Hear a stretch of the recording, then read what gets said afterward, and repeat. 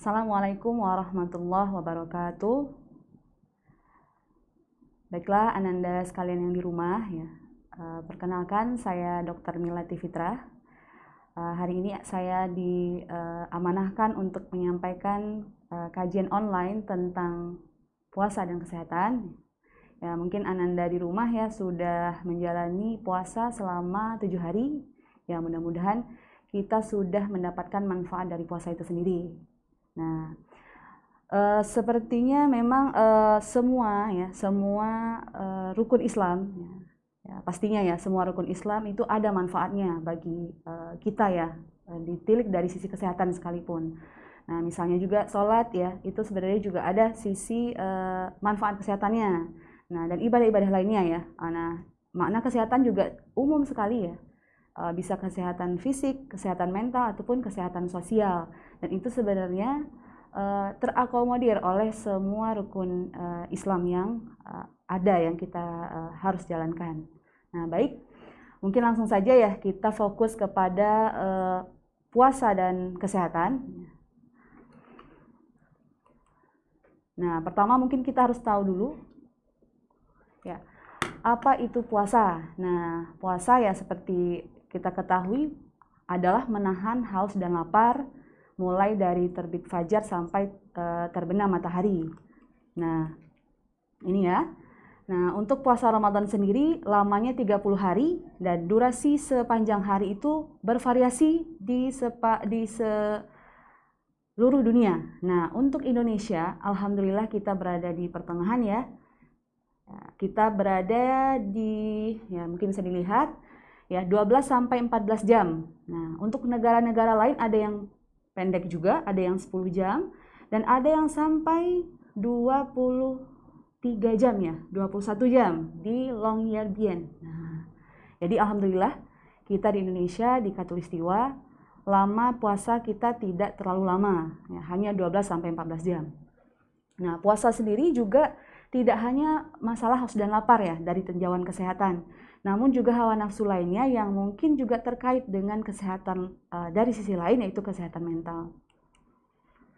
Nah, apa sih yang terjadi pada tubuh kita saat puasa? Nah, gula darah ya yang disebut dengan glukosa ya, saat kita puasa itu kadarnya akan turun. Nah, saat gula darah itu turun, maka glikogen ya, yaitu simpanan gula di otot ya, itu akan terpakai. Nah, lama-kelamaan ketika glikogen itu sudah habis juga, maka lemak juga akan dipakai sebagai energi alternatif. Nah, lemak di sel lemak kita juga akan diurai. Nah, sehingga saat puasa sebenarnya ya harusnya itu kadar lemak seseorang turun, nah berat badan seseorang juga turun. Lalu yang terjadi di organ pencernaan kita juga berubah ya. Asam lambung juga jumlahnya menjadi berkurang ya. Nah, jadi sebenarnya puasa ini sangat bagus sekali untuk terapi sakit MAH atau sindrom dispepsia kalau buka puasa kita, sahur kita benar. Nah, selain itu di organ lain ya terkait ginjal ya, yaitu yang mengatur balance cairan di tubuh juga terjadi perubahan. Nah, ginjal akan menahan air lebih banyak ya, sehingga wajar saja ketika puasa air seni kita ya lebih sedikit ataupun lebih pekat. Nah, selain itu juga terjadi regenerasi sel ya, sehingga ini juga banyak manfaatnya untuk tubuh kita. Lalu hormon endorfin ya, hormon yang keluar saat adanya rasa sakit juga meningkat. Makanya biasanya saat puasa kita cenderung lebih merasa kuat aja gitu. Nah, antibodi ternyata saat puasa juga bekerja lebih optimal. Nah, sehingga ya dari perubahan-perubahan di tubuh tadi ya, puasa menjadi banyak manfaatnya untuk tubuh kita. Nah, pertama ya, puasa akan memperbaiki kondisi medis tertentu. Jadi pada orang-orang dengan gula darah tinggi ataupun dengan tekanan darah tinggi, ya bahkan orang-orang dengan COVID juga ya, terbukti katanya puasa membantu perbaikan. Ya. Lalu juga untuk organ kardiovaskular kita, ya, jantung juga terjadi perbaikan. Ya. Lalu karena saat puasa lemak kita dibakar, maka berat badan cenderung terkontrol saat puasa. Nah, selain itu karena antibodi kita juga meningkat jumlahnya, maka kekebalan tubuh lebih optimal terbentuk saat puasa. Nah, selain itu karena regenerasi sel terjadi di seluruh tubuh kita, maka keremajaan tubuh juga terjadi. Maka biasanya orang-orang yang rutin berpuasa, ya mungkin puasa Daud ataupun puasa Senin Kamis, ya, biasanya terlihat lebih awet muda, ya kalau puasanya benar.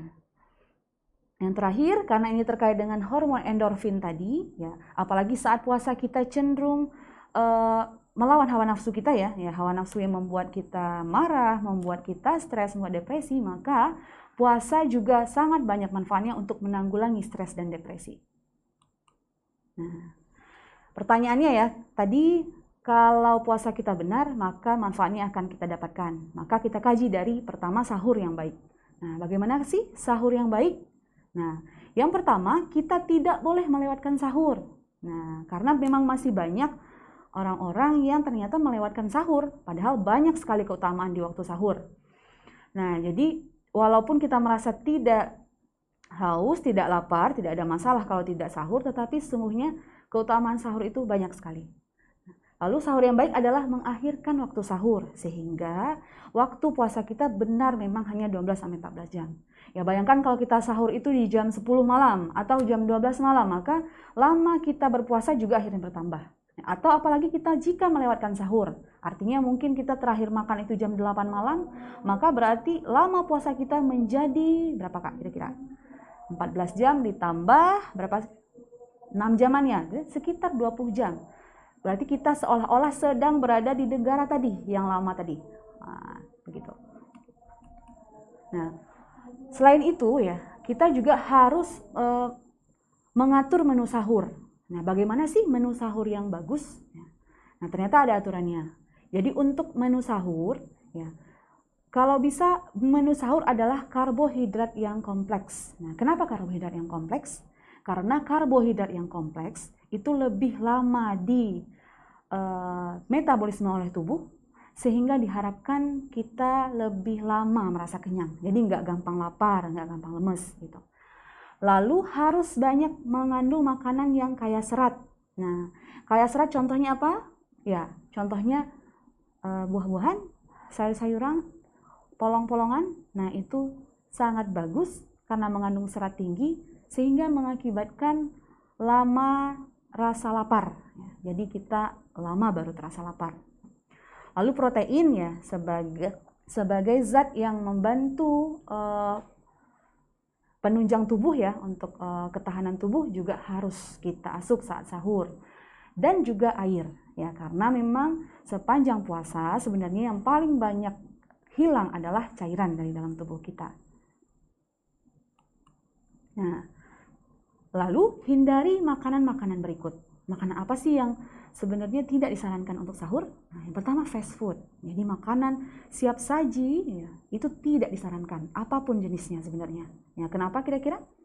Ya, karena memang fast food itu mengandung banyak pengawet dan penyedap. Nah, dan pengawet dan penyedap itu bisa menyebabkan cepat haus. Nah, lalu makanan-makanan berlemak juga tidak disarankan. Nah, sama ya, makanan berlemak menyebabkan cepat haus dan juga meningkatkan asam lambung lebih cepat. Nah, makan yang terlalu asin juga. Nah, jadi kalau misalnya doyan ikan asin, nah, jangan jadikan itu sebagai menu sahur ya, karena kamu pasti akan cepat haus. Nah, terlalu pedas juga ya, karena makanan yang pedas itu akan merangsang asam lambung. Nah, sehingga nanti kita akan merasakan efek samping asam lambung yang tinggi, misalnya jadi sakit perut atau jadi mual, muntah di saat siang harinya. Jadi itu harus dihindari. Nah, lalu setelah kita sahur ya, kita menjalani puasa, bagaimana sih aktivitas fisik kita selama puasa? Apakah harus tidur aja? Ya. Apakah boleh olahraga? Nah, ternyata ya aktivitas fisik saat puasa disarankan. Ya, jadi nggak boleh tidur aja atau aku nggak mau olahraga karena aku puasa. Nah, ternyata tidak. Ya, puasa 30 menit itu dianjurkan saat berpuasa untuk kesegaran tubuh. Nah, ya. Namun memang dengan catatan, ya, ketika kita telah merasa lelah ya, atau pusing, maka segera hentikan olahraga. Nah, jenis olahraganya juga harus diperhatikan ya. Mungkin olahraga intensitas tinggi tidak boleh. Jadi harus olahraga intensitas sedang rendah ya. Jadi mungkin jalan boleh, bersepeda boleh, berenang boleh. Nah, waktunya kira-kira kapan? Nah, waktunya sebenarnya tidak disarankan saat pagi dan siang hari. Ya, paling baik itu adalah setelah berbuka. Ya, ini dilewat juga ya, setelah berbuka ternyata kita aktivitasnya banyak beribadah. Nah, sebenarnya sholat tarawih itu sendiri bisa dianggap sebagai aktivitas fisik. Nah, jadi bagus kalau kita ikut sholat tarawih berjamaah di masjid, apalagi kalau ke masjidnya berjalan kaki. Nah, itu telah dihitung sebagai aktivitas fisik. Kalau kita hitung mungkin dari awal berangkat dari rumah sampai kembali lagi itu kemungkinan biasanya lebih dari 30 menit. Apalagi kalau kita jalan kaki. Jadi itu sangat disarankan untuk olahraga di bulan Ramadan. Atau jika ingin maka 1 jam sebelum berbuka puasa katanya boleh. 1 jam sebelum berbuka puasa karena kalaupun kita lemas ya karena kekurangan cairan ataupun kekurangan energi setelah olahraga, kita bisa langsung berbuka setelahnya karena ya sudah waktu buka puasa gitu ya. Jadi langsung terjadi resubstitusi energi dan cairan. Nah, lalu pastikan jeda sekitar 2 jam ya olahraga dari makan dan tidur. Nah, lalu kita tarik lagi ya. Setelah tadi sahur, lalu aktivitas fisik selama berpuasa, lalu bagaimana berbuka yang baik? Nah, jadi berbuka yang baik itu harus disegerakan. Nah, mudah-mudahan kita semua menyegerakan berbuka ya Kak, ya karena memang kondisinya kita haus dan lapar ya. Dan haus dan lapar itu memang adalah sinyal dari tubuh bahwa tubuh kekurangan kalori dan tubuh kekurangan cairan. Nah, maka ya awalilah dengan air putih. Nah, air putih ini akan menggantikan cairan yang sudah hilang dan gula sederhana untuk menggantikan energi yang sudah hilang. Nah, gula sederhana ini tidak boleh langsung karbohidrat kompleks ya. Gula sederhana boleh contohnya kurma boleh ya, air teh manis boleh, kolak boleh. Nah, jadi kalau untuk nasi beserta lauk pauknya itu ditunda dulu. Ya, tunda makanan berat 30 sampai 60 menit setelah berbuka puasa. Jadi jangan langsung karena perut kita ya, karena sepanjang hari kita berpuasa, maka sebenarnya organ di pencernaan kita tuh cenderung beristirahat ya Kak ya. Nah, maka ketika kita langsung isi dengan yang berat, kaget. Nah, jadi akhirnya nanti malahan jadi kembung, begah dan sebagainya. Nah, lalu prinsip berbuka yang baik juga jangan berlebihan. Nah, karena sebenarnya kebutuhan tubuh itu tidak sebanyak nafsu makan kita sebenarnya. Jadi hati-hati dengan makan berlebihan saat puasa karena ini akan meniadakan manfaat puasa tadi ya, seperti mengontrol berat badan, mengatasi penyakit-penyakit tertentu. Kalau kita berbukanya jor-joran maka manfaat tadi tidak akan bisa didapatkan.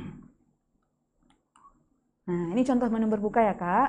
Nah, air putih ya, nah lalu gula sederhana bisa kurma, bisa teh ya, bisa teh manis, bisa buah-buahan yang manis yang bukan asalnya dari pemanis buatan ya Kak ya.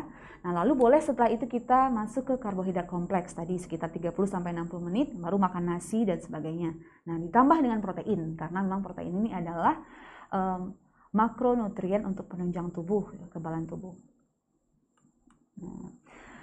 Lalu tentang air, ya ini khusus ya, memang karena air ini penting sekali untuk metabolisme tubuh kita. Nah, jadi sehari itu ya minimal kita harus minum 2 liter per hari atau takaran gelasnya 8 gelas air putih per hari. Nah, pertanyaannya bagaimana cara minum air putih kalau kita berpuasa di siang hari? Nah, makanya kita gantikan sepanjang kita mulai berbuka puasa sampai nanti waktu sahur. Nah, ini bisa dibaca ya Kak.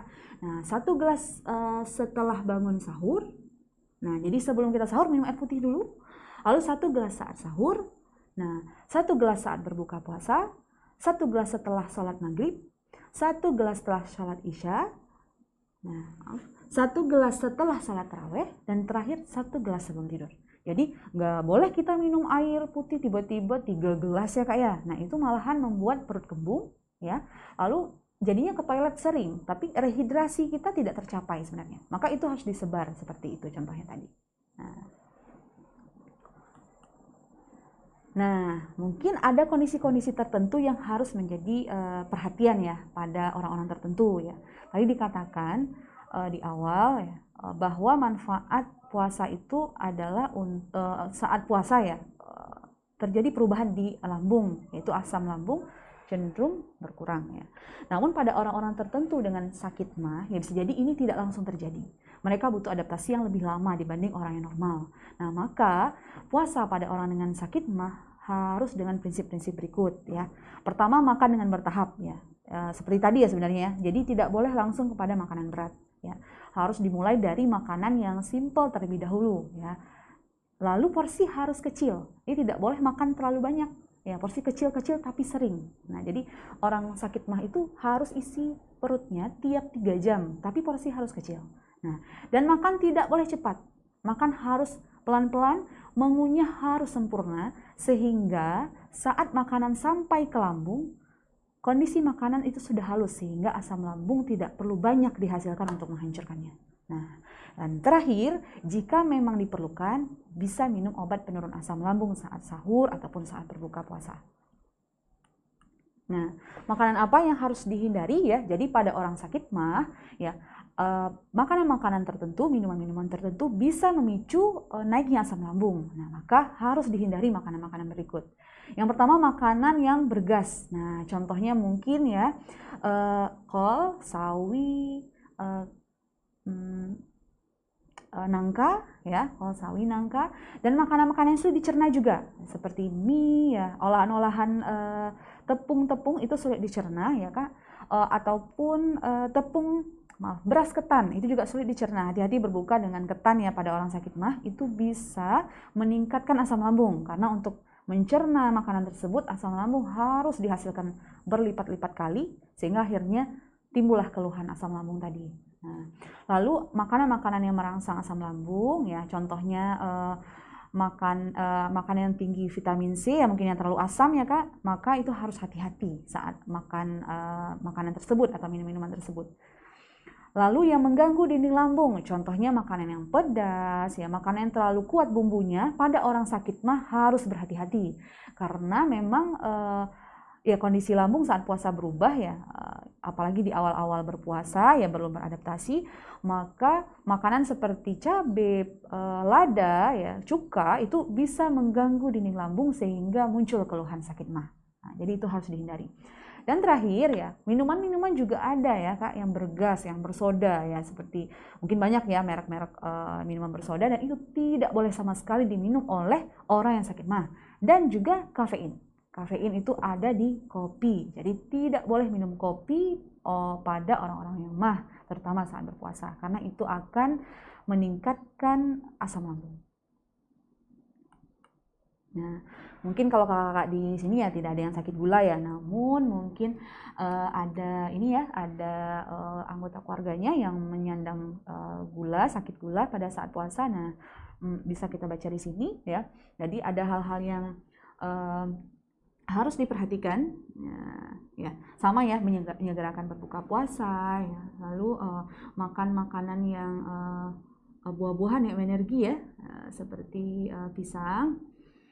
Aktivitas fisik boleh dilakukan ya Kak, tapi tidak boleh terlalu keras, dan tetap ya untuk orang yang sakit gula ya, jika biasanya mengkonsumsi obat-obatan, maka harus dilanjutkan dengan penyesuaian dosis ya Kak ya, penyesuaian dosis dan juga frekuensi. Nah, ini mungkin bisa dikonsultasikan dengan dokter yang merawat ya. Dan jika memang tidak kuat puasa, artinya timbul keluhan-keluhan pusing, keluhan hipoglikemi ya, kayak kadar gula darah turun atau dehidrasi berat. Jadi pada orang gula ini saat berpuasa, selain kejadian hipoglikemi yaitu gula darah menurun drastis, bisa juga terjadi dehidrasi berat ya, karena pada orang berpuasa itu cenderung pada orang gula darah ya, terjadi gangguan juga balance cairan yang bermasalah sehingga banyak pipis ya, namanya poliuri, sering pipis. Nah, itu dapat menyebabkan dehidrasi berat pada orang yang sedang orang gula yang sedang berpuasa, maka itu harus dipantau. Nah, mungkin demikian. Ya, terima kasih ya kakak sekalian. Itulah materi kita hari ini tentang puasa dan kesehatan. Ya, mudah-mudahan kita termasuk golongan orang-orang yang nanti setelah berpuasa menjadi orang yang lebih sehat ya, dengan cara berpuasa yang benar, berbuka yang benar, sahur yang benar, dan beraktivitas fisik yang benar saat puasa. Baik, terima kasih atas perhatiannya ya. Mohon maaf atas segala kesalahan. Assalamualaikum warahmatullahi wabarakatuh.